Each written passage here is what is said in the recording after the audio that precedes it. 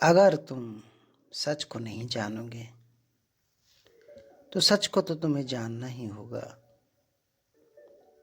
ये दुनिया तुम्हें सच जानने से रोकेगी, लेकिन तुम्हें तो सच जानना ही होगा। एक राज्य में एक राजा राज किया करता था। दूर दूर तक उसका शासन फैला हुआ था। लोग उसका गुणगान किया करते थे। एक बार वो अपने भरे दरबार में बैठा हुआ था।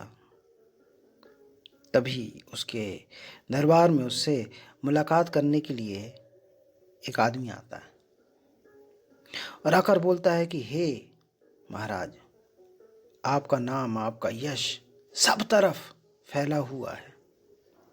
हर तरफ आपके यश का गुणगान किया जाता है।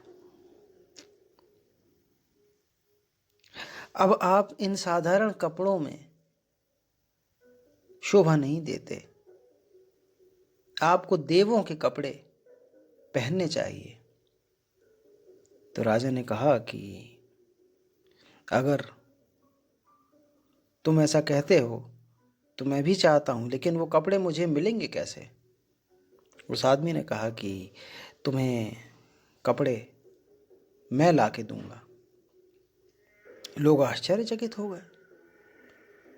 देवों के कपड़े ला के देगा? राजा बोला ठीक है। अपनी प्रशंसा सुन के राजा, क्योंकि काफी खुश हो गया था, उसने कहा ठीक है। उसे शाही मेहमान बनाया गया, उस आदमी को, और वो जैसा कहता वैसा किया जाने लगा। काफी समय गुजर गया और उसने काफी पैसे खर्च कराए। उसने कहा कि समय लगेगा देवों के कपड़े लाने में। राजा ने कहा ठीक है। और तकरीबन जब साल भर बीत गया, सारे दरबारी जब ये सोच रहे थे कि ये कोई ठग है, इसने आके राजा के पैसे खर्च कराए हैं और वो कुछ भी ना देगा, तभी एक दिन दरबार में वो काफी बड़ा संदूक लेकर आया। वो संदूक लेकर आकर वो राज दरबार में राजा से बोला कि आज कार्य पूरा हो गया महाराज, आज मैं आपके लिए कपड़े लेके आ गया। महाराज बोले दिखाइए। उसने कहा ये देवों के कपड़े हैं, लेकिन एक शर्त है, और वो शर्त ये है, वो शर्त ये है महाराज कि जिसके एक से ज्यादा पिता हो सकते हैं, होंगे, उसे ये कपड़े दिखाई ना पड़ेंगे। ये शर्त है।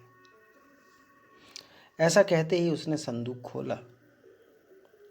संदूक में किसी को कुछ भी ना दिखाई पड़ा। पूरा संदूक खाली था।